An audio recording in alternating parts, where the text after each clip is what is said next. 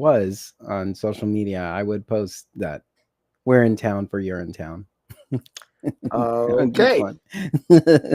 Mitch, I know we're looking for a working title, but we cannot name the podcast The Business of Theater. Help me out of here. I think we're being helped out of here. Yeah. Is right now all the funding seems to, and we're not alone. England's much worse than we are. They are Yeah. just struggling left and right. There's a list of endangered theaters Hmm.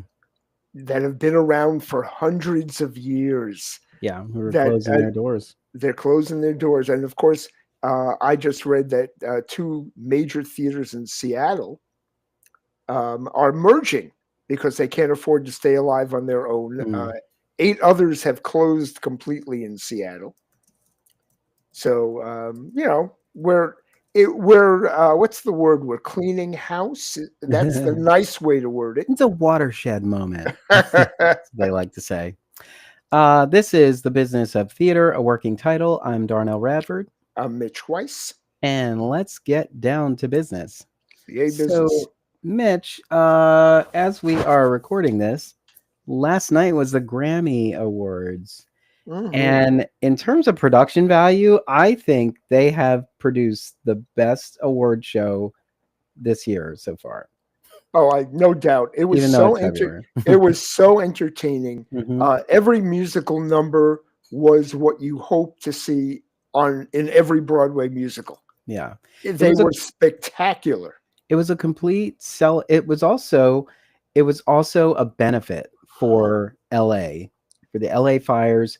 Every bit of the conversation was about LA and all the people who are now struggling to make sense of all of this, and all the songs had elements of Los Angeles, like these odes to California in them. So there was a lot of tribute songs. It was well laid out, and there was little to no real talk about the federal government and all that nonsense. Like Trevor Noah made a couple of digs, but they weren't even like, by the way, I'm going to pause for a moment to talk about how Right. it wasn't like that. And unlike what some politicians do when they talk about disasters. It's like disasters a disaster. Yeah. People are hurting.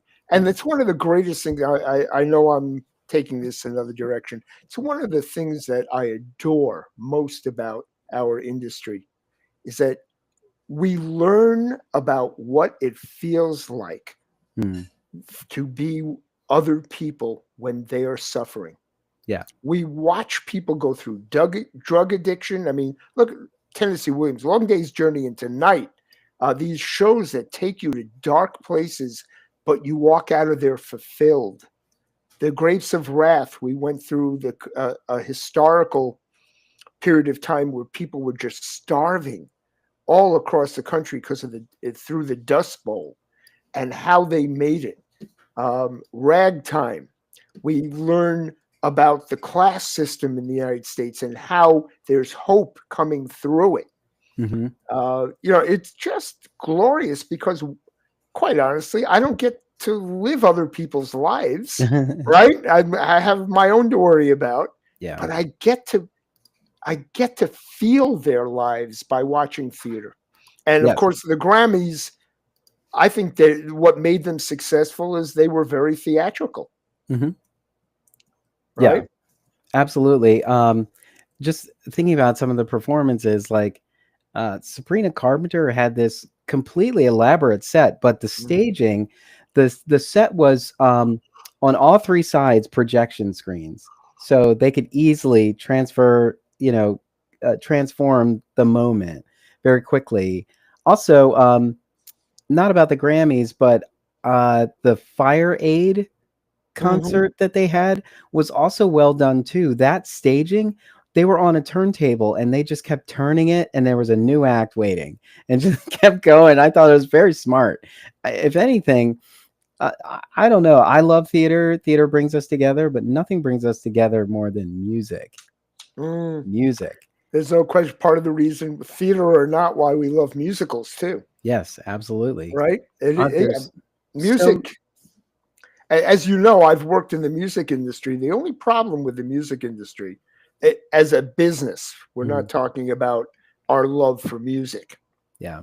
is there is so much money in it that the corruption is so beyond anything Yeah. anybody can imagine. I Hmm. mean, the amount of theft of artists by their managers, by their companies. There was at the Grammys, there's that wonderful speech. Um, okay, who Shakira, wasn't it Shakira? No, Shakira Mm. talked about immigration. Um, oh, it Oh, was is Lady it? Gaga. Lady Gaga talked about supporting. No, that wasn't. That was No, another thing. I know it. I know, and I was going to mention it.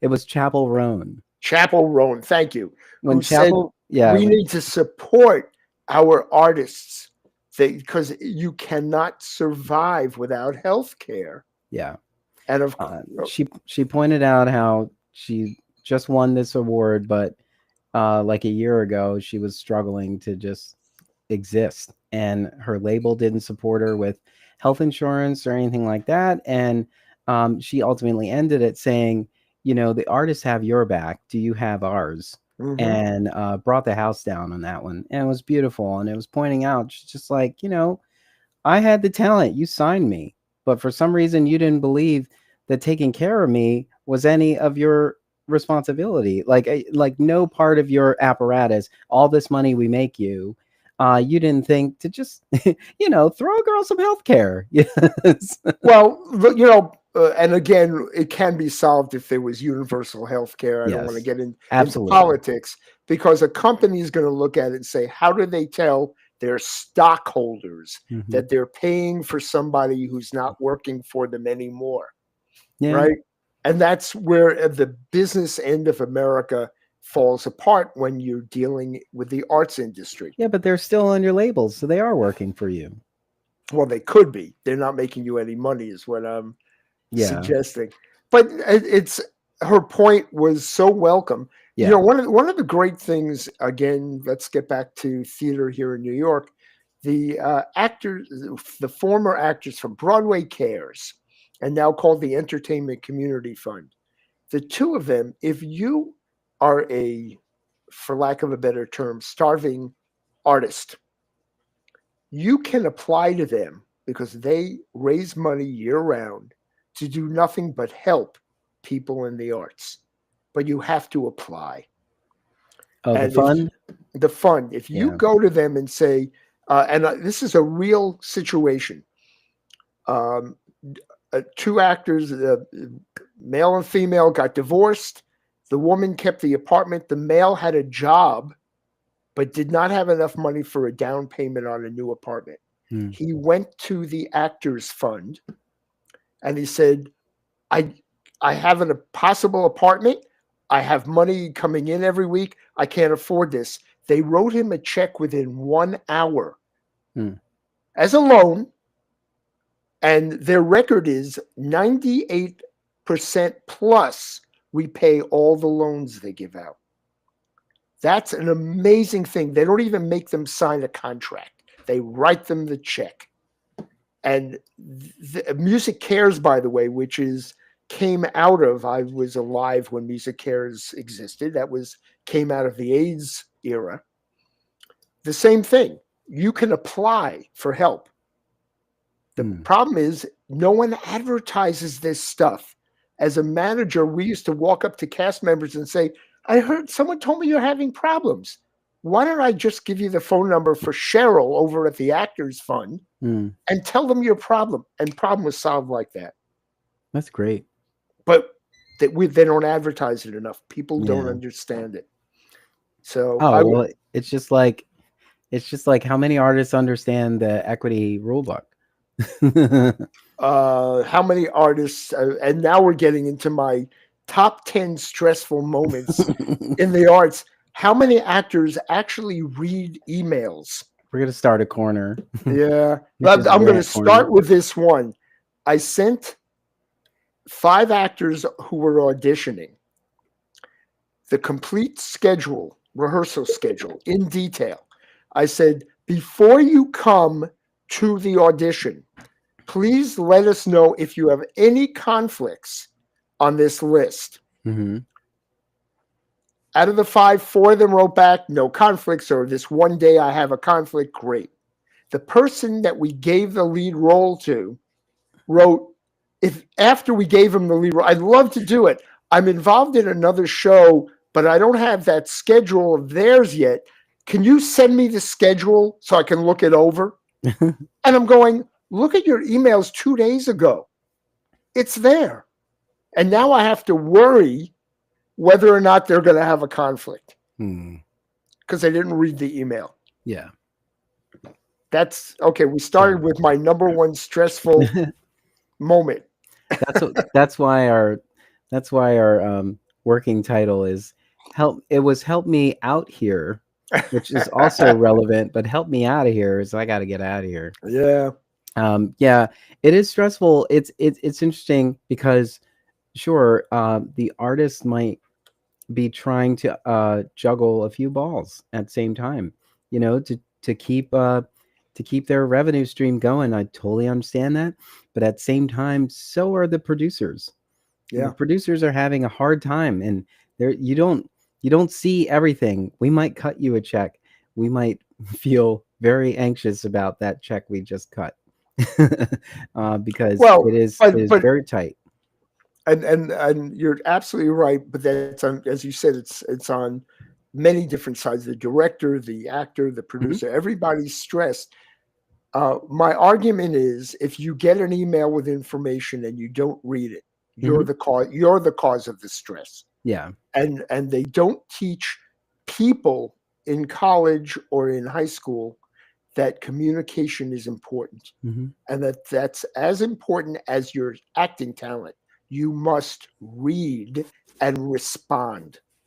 And some people feel like their focus is their craft, but they focus so intently on it that they ignore all these other things. Yeah, it's not everybody. I'm just saying, like, this might resonate with you, or you might know someone. But yeah, it's tough on all sides. Like, in general, you just have to think about everybody involved wants the best possible outcome, and communication is key. So, Darnelle, let's have some fun. Let's talk about all the fun ways that you and I have felt stress in the theater. I'm gonna go first just to make sure it's fun. Okay, you're rushing to go first. Okay. I'm rushing. Okay, go. First preview of a Broadway show. Right? And trying to make sure everything's working right. Intermission comes. Everything's great. I get a scream from one of the ushers. A nun in full habit has had a heart attack in the lobby during intermission. Wow. Okay, how much more fun can you have? Tell me, Darnelle. Okay. First night of previews, our lead actor, of which there are only 2, got COVID. Yay! And so we're trying to figure out how to manage this for a few days until they get a clear diagnosis, and then they can be masked. You know, we'll be safe and whatnot. As soon as they are in the clear, our other actor gets COVID. And so if it wasn't for an extension, we would not have saved, our goal. Actually, I think I saw that show at your theater because I remember, what do you have, a stage manager or someone go on with book? Oh, we had a director go on. The director went on. That was it. I saw that performance. I paid for that performance. Yeah. I'd also say, like, this wasn't as stressful, but I was stressed. When we did the reading series last summer, we were at our first day of rehearsals, and we didn't have a cast for one of the readings. We didn't have it locked, at least. And so we had a conversation with that team and said, we're just trying to get this one role filled, and then we'll get started. So we probably just need another day or two. And if it wasn't for an actor who was already in the show, reached out to someone and got us a stellar actor. We were so glad. We went through that whole process, and he just called a friend, and then this actor really delivered. We were so grateful and just praising the ensemble altogether. Yeah, but it's like, I hate to say we like sort of retired or we dumbed down the phrase "the show must go on," but we all still embody it internally. We just don't say it. It's in the trash bin with tens and twelves. Yeah. Okay, my next one. Yes. All right. You have a show that has an income per performance. Okay, we're talking Broadway Hmm. of between 100,000 and 250,000 for one performance. Hmm. They predict the night before a major snowstorm. Do you go Mm. on or don't you go on? Oh And you well. have to make that decision. Yeah. All right? I'd say Is that stress enough for you? it is stress. If there's a streaming component, you go on. If there isn't, Uh, no streaming component. We're no. talking a Broadway show. Well, it's about that- everyone's safety too. If people can get to the theater, it's not a guarantee that the audience But will ha- get to the theater. well, or the actors. That's what I'm saying. Like if the team can't get to the theater, it's But you not. won't know that. The snow is supposed to start at noon. Your show Mm. is at 7 o'clock at night. How do you know when to call the show? And all those people from out of town who are driving in or Yeah. taking the Oh train, my God. how do you notify them? How do you make sure? What decisions are you? Right? These are Operator, stressful. get me bridge and tunnel. It's everybody. Everybody from Jersey is getting noticed There all you at go. once. Okay, your turn. What's your next on your list? Let's see. Okay, you plan a season. You've got materials, everything. You've got names announced. Who's in the show? Who's directing the show? You get to that point in your season where this show is about to enter in rehearsal, and your director drops out. who's been promoted in your season all season, and mentioned in opening night speeches, and part of our marketing money has been spent advertising this director on attached. And by the way, that's why if anybody ever wonders what a general manager does or how you become a general manager, the company manager has a different list of responsibilities. The Yeah. general manager primarily has to have what in the old days we called a Rolodex, which is a phone book Of people they can call. of people they can call. They need to know everyone on a personal basis. So, if the producer comes to you and says, why can't we get Lady Gaga to take over the role tonight? It's not about whether that's a stupid idea. What it is do I have Lady Gaga's information in my phone? And your your job is to have it. And an effective general manager would be like, Stephanie is not available. That's right. Or I tell you what, I just had dinner with her last night. Let me give her a call and see what I can do. Listen, can you do a tight 10? Okay, next stress. And this is I'm even going to name the show on this one. Uh-huh. The original production of Titanic on Broadway. What they did is they spent $1 million on the elevator that allowed the ship to tilt into the stage and up so that you saw the ship sinking and tilting. For 3 weeks of previews, the elevator didn't work. Every single preview, they stopped the show and stagehands had to run it manually, and it took them 20 minutes each time, manually move the set and tilt it so that they could then finish the show and the audience wouldn't complain. Wow. 3 weeks of that. Wow. Come on, stress? Yeah. Right? Very much so. The next one I have isn't mine. It's sort of anecdotal. But you're an arts organization who says, wouldn't it be fun to just give an award? Let's just make one up and give it to them. Who are we going to give it to? What about Stephen Sondheim? How about that? So you set up an event to give an award to Stephen Sondheim, and everything is there. Everything is great. Probably 15 minutes before your presentation is about to go live, power goes out in your entire theater. Oh God. And so you've got to improvise, but luckily you're an organization who has another building that is mostly performance spaces, like rehearsal spaces and whatnot. It's not ready for this. It wasn't part of the mix in any way, but the team rallies and the production continues, and everybody is wonderfully loving it, and it makes the news. Oh yeah. There's a similar one, just because, and not too deep in that, but there was another theater. There was another theater where the power goes out in the middle of the show, and so they took the show out to the street and performed it there for the audience. Nice. Yeah, that show continued. That's great. Well, That all this speaks to the resilience of theater artists. there's no question, but and this is what I'm focused on just today. Mm-hmm. The person whose shoulder it gets dumped on to decide what to do. No, it could be anybody there. It could be a director, it could be the artistic director, it could be the general manager, it can be a producer. Somebody is stressed. Mm-hmm. Let's take it to the extreme. COVID, Broadway just shut down. All of a sudden, people were an hour away from their show, and they got a text that said, "Go home." And then they thought, well, it's going to be a couple of days.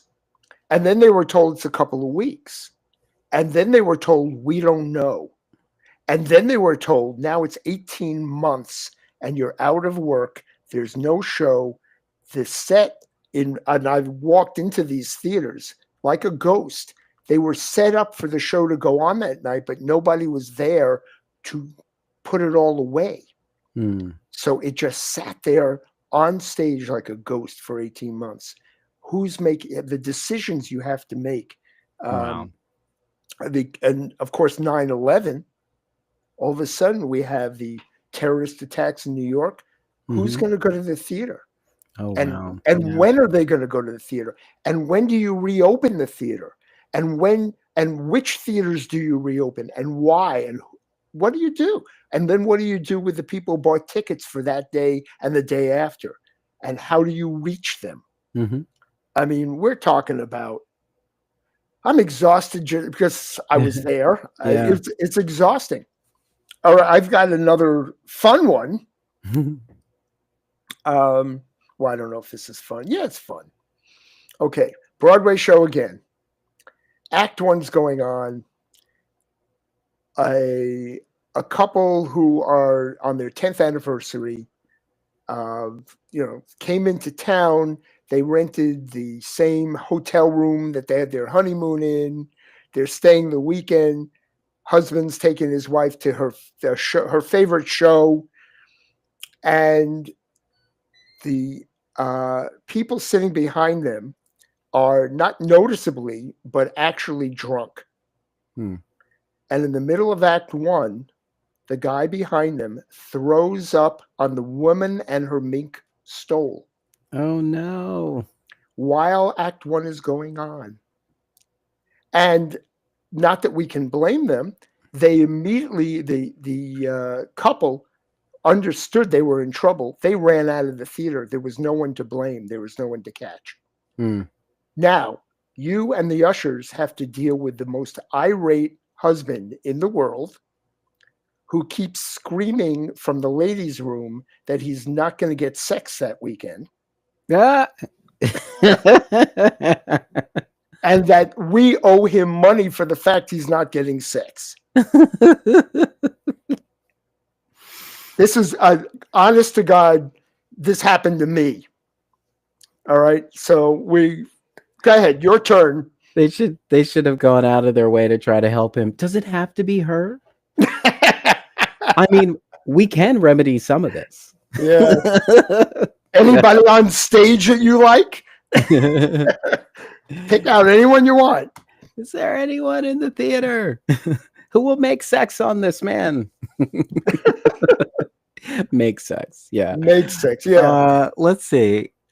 I mean, I can't think of anything else like personally, like something that directly affected me. I got one.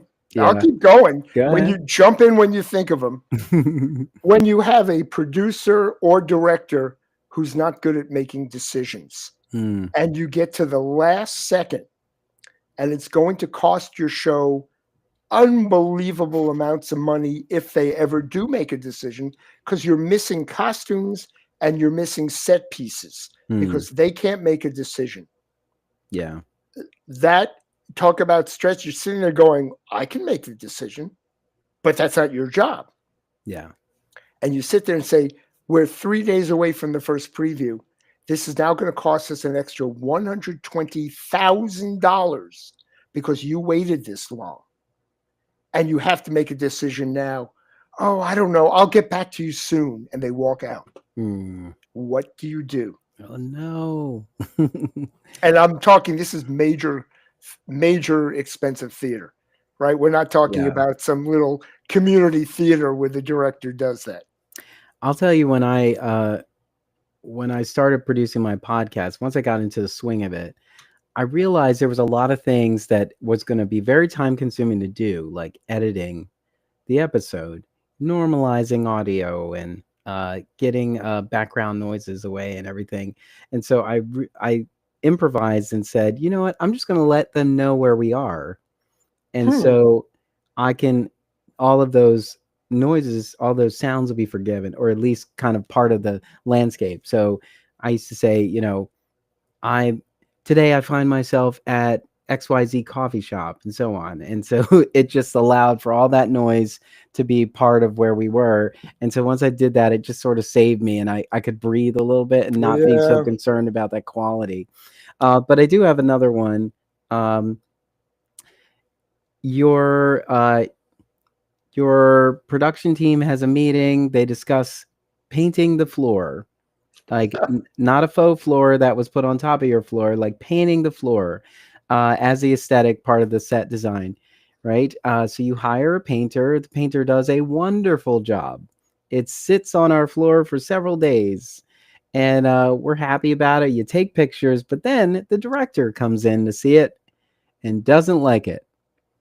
And so the whole thing has to be painted over, and it doesn't get repainted. For budget reasons, like that wad was blown on the first, and I don't know why we couldn't have, like, you know, adjusted it. Like maybe we can do something and it'll be fine. I don't know, but that was very disappointing. Again, that's why you need personalities of directors, actors. You need to know who's trouble. Yeah. The problem is, of course, is we, meaning you, Darnelle, and me, Mitch, we don't always get to make that decision. Yeah. And sometimes we're wrong. You know, I also think a lot of people are assuming that this chaos is genius, and they sort of give a pass for it.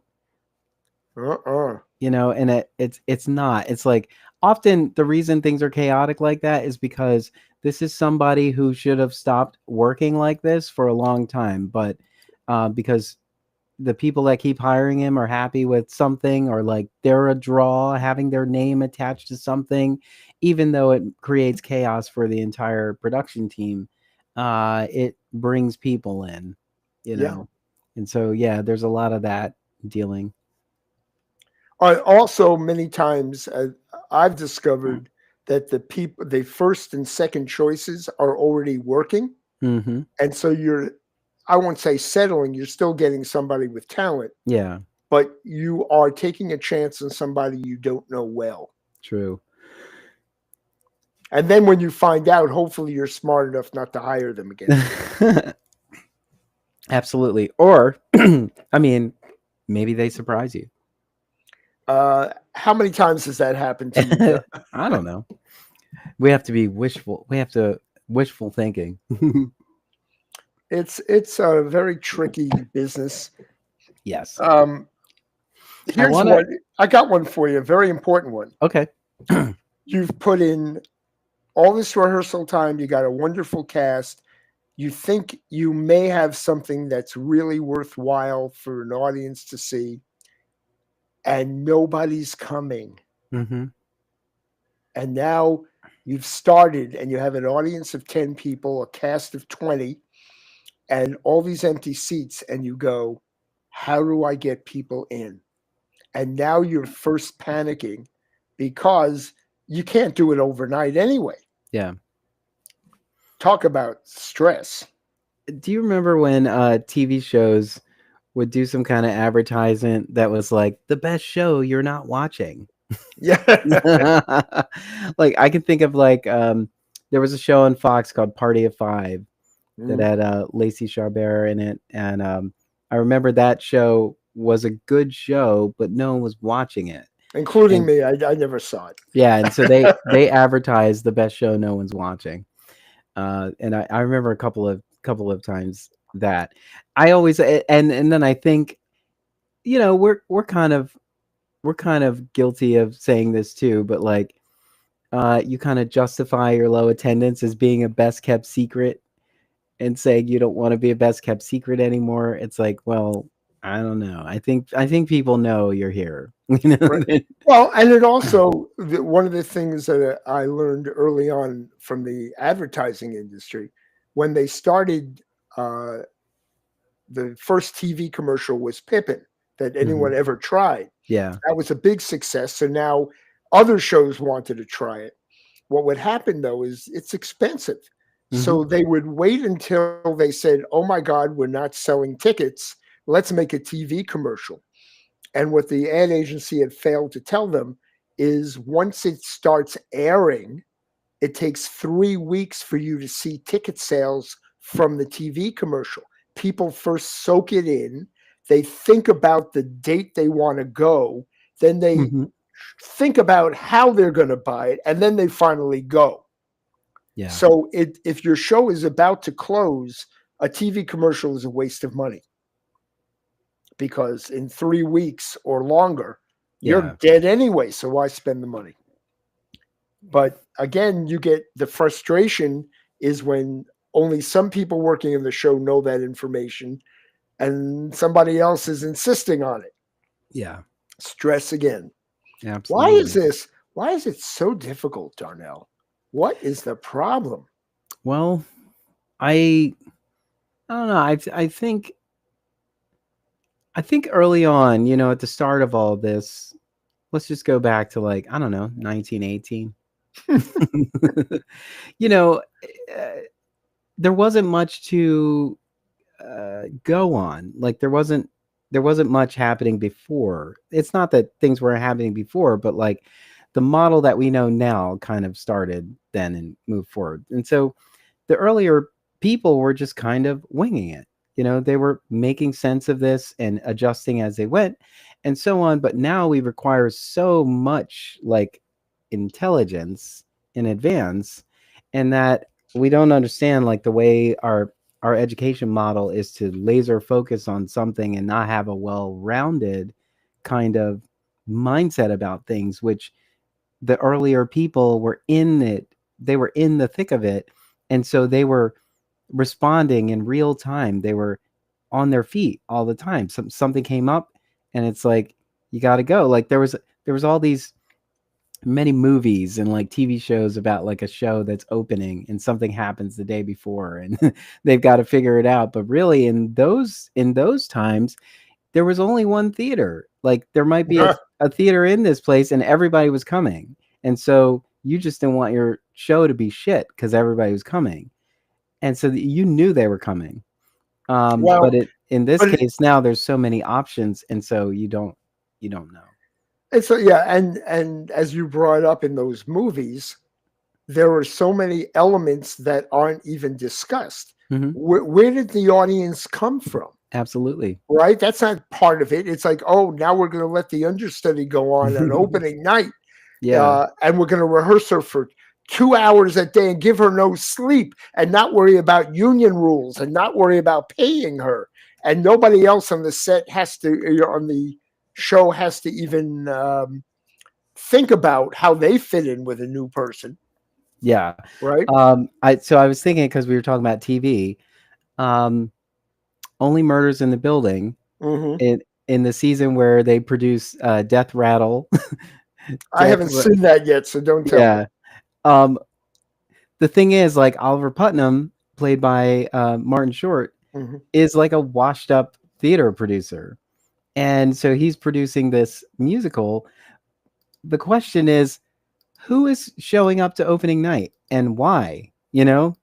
Their concern is not about who's showing up to opening night. Their concern is that there's a killer Yeah. in their ranks. And so it's just interesting how that is, they're not concerned about opening night, which is going to be a full house. Hmm. And but it's all the stuff going on behind the scenes, and it's really great. Go back and watch it if you have time. Oh no, no, I taped them all. I just haven't Quite gotten to everything. quite enjoyable. But Um, yeah, I think, we like watching, we love observing that chaos because we want to know how the story gets the character out of it. mhm. But like, I think because people love to experience that, from that safety of it not being you, that it sort of clicks in our brains that we want that drama. And some people kind of wish that drama, or they welcome it in. Like, I would see that and say, wow, I'm so glad they got out of that. I never want to be in that situation. I, but I think you're right. There are a lot of people. The old adage, "I want my drama on the stage, Hmm. not in real Yeah, life." yeah, absolutely. Well, there is, I think, uh, the absolute ecstatic feeling you get when you get a show up and it's clicking and it's working and you feel great about it. I mean, it's a phenomenal feeling. Hmm. But the older you get, the rarer that is. Yeah, And what we have is all this stress and chaos leading up to it, with the dream that it's going to finally, when it comes to fruition, it's finally going to be worth it. yeah, And that's what movies have done to us. Um, Going back to vaudeville, I mean, everybody just worried about their own act, and yeah, it's you either found a producer of vaudeville saying, "I'll buy your act because I've seen it, and it's what I want," but it wasn't about, I have to prove myself hmm to an audience. And for some reason, people wanted to go see vaudeville in those days. I'm not sure why. We get it for free on the Carol Burnett show, yeah, right? And other shows, although we're missing them kind of at this point. Um, anyway, but the stress beyond the TV industry is the same thing. The streaming model now is extremely stressful for business, yeah, trying to figure out, how much money can we guess hmm that we should spend, because we're only going to see so much money back from advertisers or yeah. from the streaming subscriptions. I've been thinking about that too. It's like during the pandemic, this was convenience. And it Hmm. was a way for them to sort of pry themselves away from the cable company by saying, like, we're just going to put our inventory in our own space, which we kind of already have, because there were portals like this for screeners. It was Mm. like, this infrastructure already existed. They just turned it on for paying customers. But then, now that we have that, there's this model of, let's just drop the whole series all at once and then let people binge it. But now we're at the point where it's like, this show is too good to give all of it to me at once. Like, come on, you have to pepper it out. I will gladly tune in now. And I feel like people want it now that it's just like everything else. We're oversaturated with everything. And so we retreat to nostalgia. We go back to the things that we've loved because there's so much new being forced in front of you. And even though those shows might be great, it's an overload, and it's like, I can't keep track. Like, everybody keeps telling me this new show, this new show. I'm just gonna go back to like the sitcoms that we all grew up with. We knew Well, we liked, would yeah. never be disappointed by them. I hate to, now I'm really dating myself. It's certainly, I watch the new shows as well, but I still go back to Perry Mason Mhm. from the 1950s and 60s, and it's Yeah. a good mystery, and some of it's very funny because it's not of our society. It's from a different era, Yeah. and you kind of can enjoy that. You can look at what they're wearing and how every woman, when she sees a dead body, screams. Yeah. Really? Come on, people. You don't scream like that. You either deal with it, you call up 911, but it was a different era, Yeah. right? CBS rebooted Matlock Oh, it's wonderful. with Kathy Bates. I thank God for that. And you know what? Part of it is the nuance when you see an actress at her best. Mhm. Kathy Bates, and the nuance of that character, what she's dealing with. That's, again, maybe it's because we're in the theater. Mhm. It's like I can watch the plot, but at a certain point, I just go, "Did you see how she read that line? Oh my God, look at her face when she did that. Yeah. How did she know the camera was at that angle and that one glance was going to really turn me on?" Yeah. It's like you just fall in love with something like that. I've been saying you're of a certain age when you have a favorite show on CBS. But CBS knows how to do it. Like Yeah. they have a new series called Watson with Morris Chestnut, and it's because they've done Sherlock Holmes before with Elementary with Johnny Mhm. Lee Miller and Lucy Liu, and it was successful. Ran for 6 seasons, and so they dropped this pilot weeks before it launches. 13 million viewers. Wow. 13 million viewers. It's like they know what they're doing, but also there's something about CBS, Paramount in general, who it seems like a pipeline from Broadway. There's a lot of theater A artists lot, a who lot. work in Well, Paramount Productions. yeah. Also, Only Murders in the Building is all Broadway, Yeah. Yeah. right? That they just adore each other, and I love Mhm. who shows up on it. Yeah.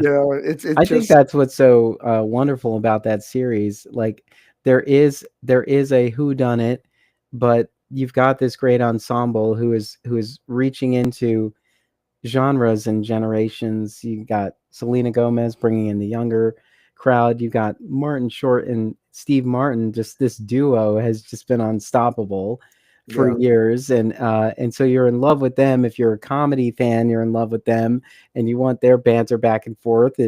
If you're a Philadelphian, you know, uh, Davine Joy Randolph, her character is just stunning and just amazing. I I can't say enough about how great her role is on that show. Now you're bringing up something which I think, at least currently, I've been missing. Uh-huh. There used to be on Broadway some shows in which the writers wrote for particular Hmm. stars. Mhm.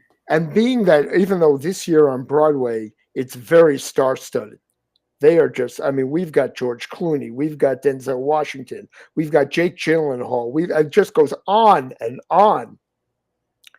I'm just hoping the shows are good. Mhm. But I mean, the cast members are just, they're unbelievable. Yeah. But that's also very expensive. Mhm. So the question now comes down to, what are they, why are they doing these shows, and were the characters written for them Yeah. to allow them not only to be themselves but to be great actors? I mean, that's where Jason Robards, now I'm really dating myself. Jason Robards, when he took a role, or Streetcar Named Desire, Marlon Brando on Broadway. I mean, Stella, you can't ask for anything more magnificent. I don't know that I've seen anything like that in a long time. Yeah. These roles were just made for some of these actors. So, Only Murders in the Building, those writers said, "Oh, she's coming on. We're going to Yeah. write this character." Yeah. My reference when you say Jason Robards is Fame. Uh, Really? there's a song in the musical called "I Want to Make Magic," and there's a spot. It's like, I want a chance to see what I can be. Another Jason Robards or De Niro. Play a Really? tragic hero. Go for it all and really show the way I feel. Yeah, Okay. See, that was and my first musical, my freshman year of high school. Fame. Yeah. So that's why I have that connection. okay. It's so interesting how, I remember, like, once I got out of high school, I realized I didn't really have a foundation in theater, because I would meet somebody who had one and was like, everything we talked about was a reference to a musical or a play. And I was like, wow, I guess even though I'm immersed in theater, I don't know a whole lot about the canon. And so I started doing like deep dives. And there were a lot of movie musicals that were on Netflix early on. And so I used to rent all of them and watch You things. know, I know a press agent who his tirade is always how colleges do not give theater history Mm, to theater people, and yeah. that it's very important to know the references in the shows. Um, on the other hand, not this press agent, but there are other people, their references are so constant, you want to smack them in the face. Stop it already. We're living in the real world. Yeah. Not everything has to be a musical or a play. Yes. And I also know people like that. And I don't know really what the difference is. There's a personality, there's a way of doing it that isn't obnoxious, but kind of studious and interesting. And then there are other people where it's obnoxious. Shut up. I love to quote theater in arguments. I especially love to use musical themes to win arguments. That we've noticed on this podcast, haven't we? Yeah, I'm often just surprising myself that I can pull it, and from wherever it came from, I'm just like, wow. I always make a reference, like when it's a deep cut. I always say I went down to the basement for that one. was was going through old files. I'm just always pleased when I understand somebody's reference. Yeah, yeah. Right? That makes me happy. I don't need to respond to it. I just inside smile and go, I know what you're Well, talking I've about. always had that. I have a background in IT. I have those moments in IT. My best friend and we have a lot of pop culture references. We'll just kind of like my friend Dan. He'll send me a text saying, "What kind of boat you got?" And this is a quote from the 2000 version of the movie Shaft with Samuel L. Jackson. And Oh, but I know that reference, so he'll just text me, "What kind of boat you got?" And I'll respond, "A Boston whaler." It's like, Boston whaler. It's just silly, but those are moments where like, for we've been friends for over 25 years, and we have that shorthand. I think that's really good about communities too. Communities have that shorthand, especially yeah. in theater. Yeah. Shorthand's a good thing. Unfortunately, I don't have the movie. I mean, not that I haven't seen movies, Hmm. but I don't have the same. Like to me, if you say Shaft, I'm going back to the original. Yeah, I Richard wouldn't. Roundtree. I wouldn't even go think about a Samuel Jackson version. Hmm. Yeah. It's I'm not interested in seeing Well, it. I mean, the reason, like, I love Richard Roundtree. I respect him too. And actually, he was in the movie. He Yeah, doesn't I play. He doesn't remember play that. Shaft though. But like, that movie had Tony Collette, had um, what's his name? Christian Bale, Mhm. Jeffrey Wright was in that. Yeah, it was just so good. Busta Rhymes from New York.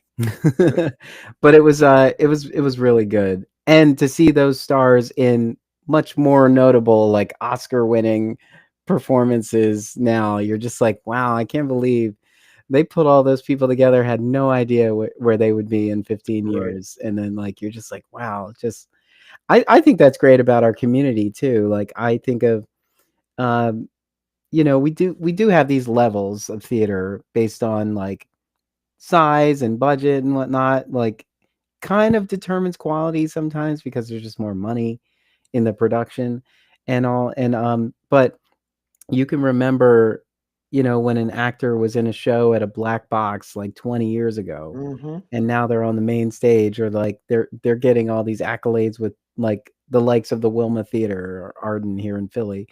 And you're just like, I remember you, and remember that little shoebox of a theater we used to perform in? It's not even a theater anymore. Like, I remember those shows, and look at you now. Like, it's just great to see how far we've come. The question now is, with the loss of funding Mm-hmm. from a lot of sources, Yeah. not just the government, will people have the same history?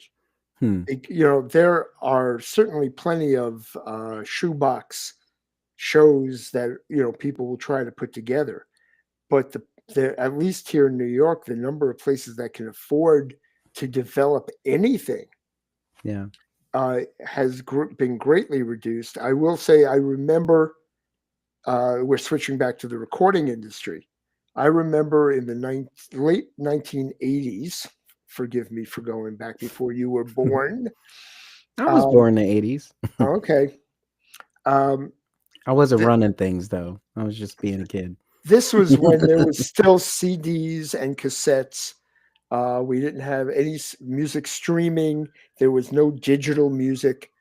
And what was going on, because I was working in the music industry, there were major articles, no such thing as blogs back then, about the industry talking about how they were working on new hardware that would transport the artists that they were now calling software around the world in an instant. And they were working on it so that there would be no hard physical music. It would all be done over the airwaves. And at the time, it sounded, fantasy. But all of the major labels had put money into this research.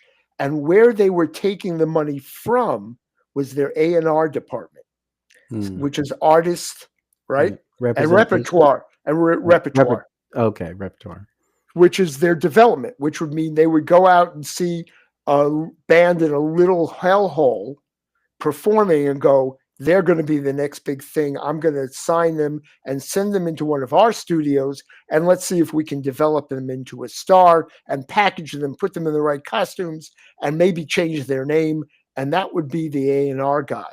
And of course, in those days, they were all guys. Yeah. Talking about another thing that has gratefully changed.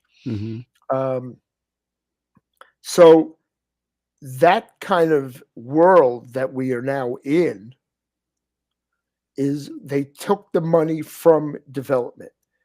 I'm fearful that with the $32 million Broadway productions that are going into production this year, that we're losing what little money there might be, because Broadway is commercial.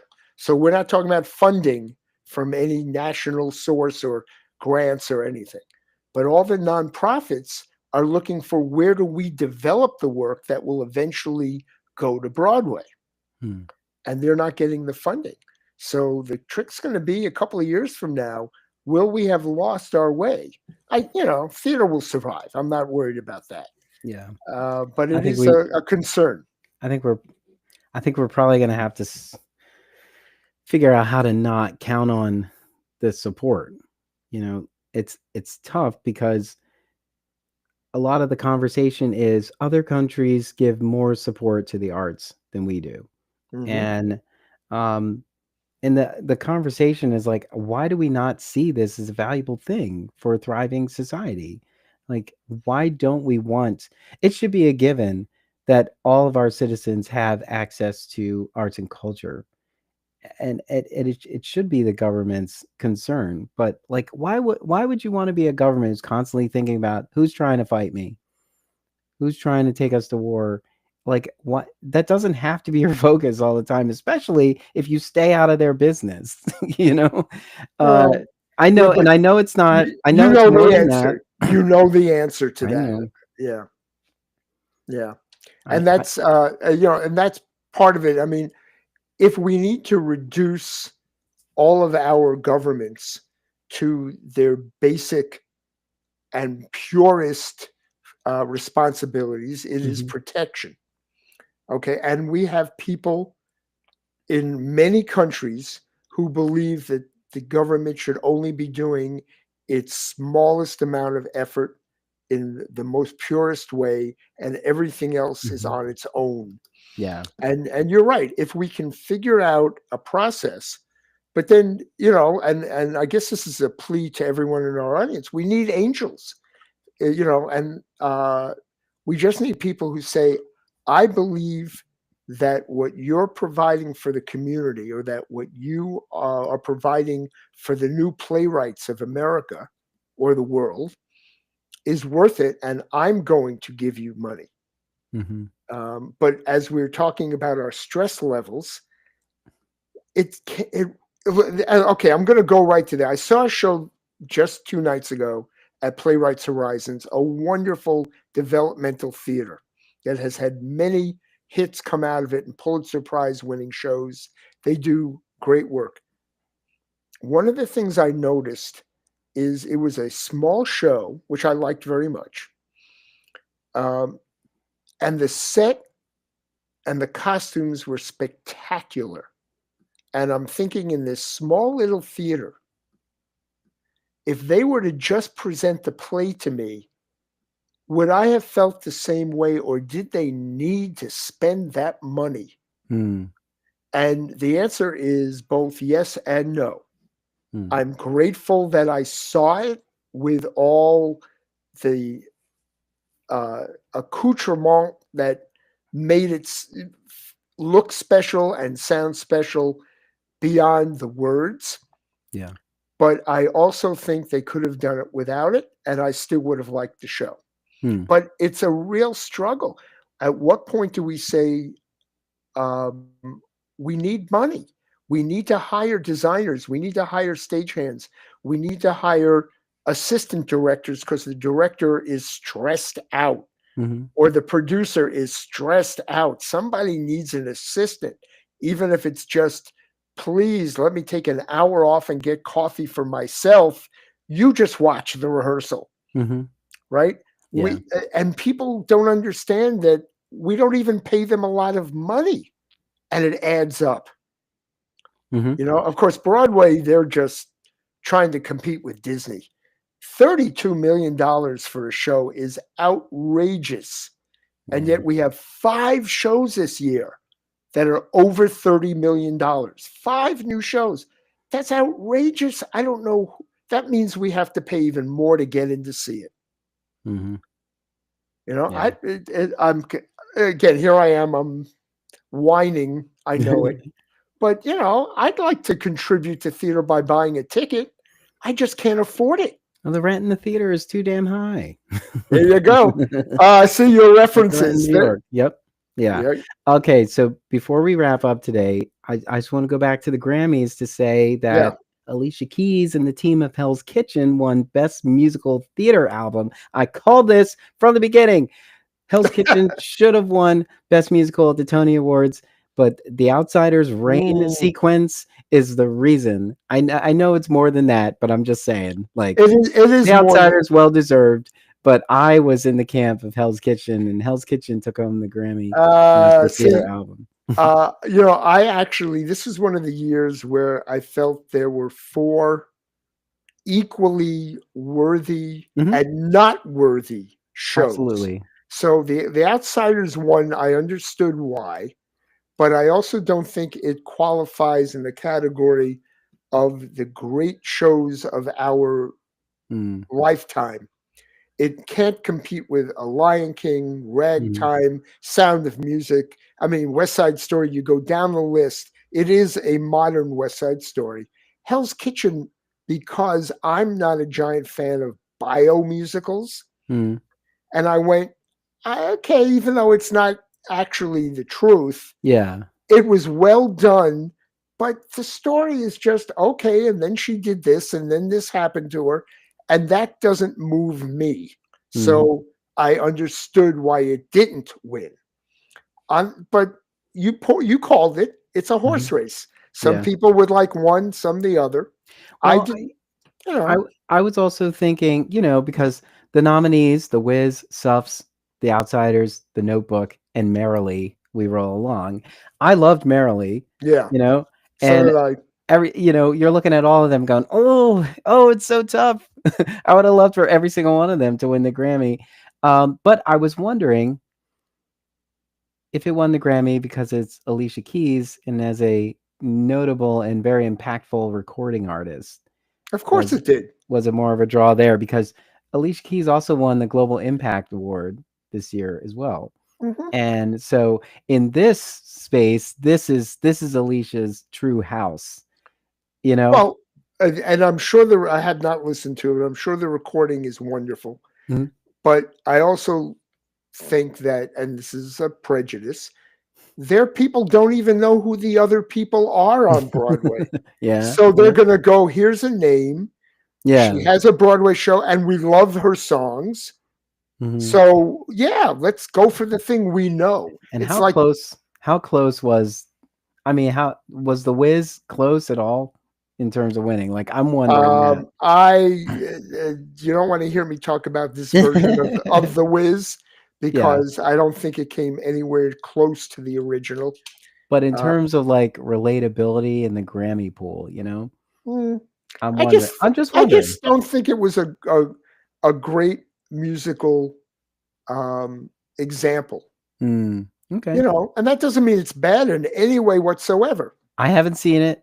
I just, we just carry something for The Wiz in general. Right. But that's why I said that. Okay.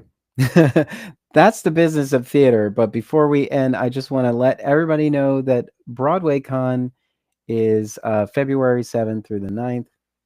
You can go to broadwaycon.com to In find New, out what's going on there in New York City in New York City. at Yes, the of at course. the Marriott Marquis. Why would they have BroadwayCon in Kansas City? Why not? I They, know. look where they put the Baseball Hall of Fame, True. Yeah.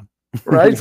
Right, and what's in Cleveland, and what's in upstate New York, and True. one's right. Come Very on. true.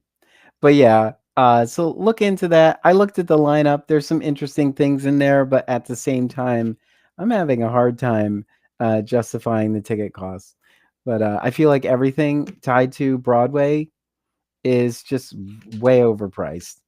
Is it valuable? Is it worth it? I guess, but I think the audience is Bridge and Tunnel and Midwestern coming to New York and being immersed in the world of Broadway.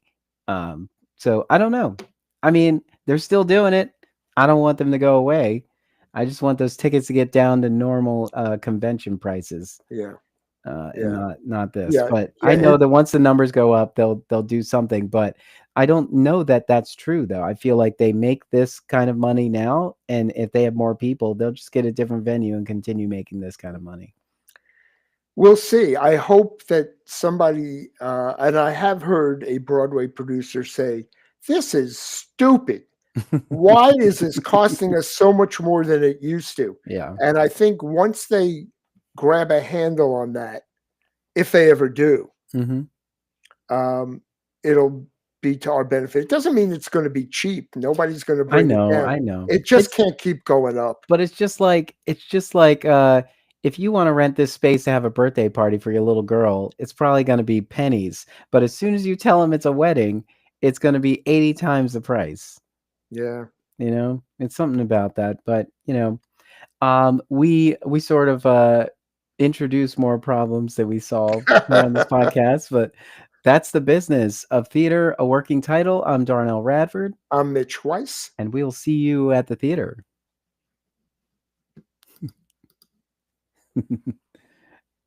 All right, that was good chat. Yeah, we didn't bring up, I just realized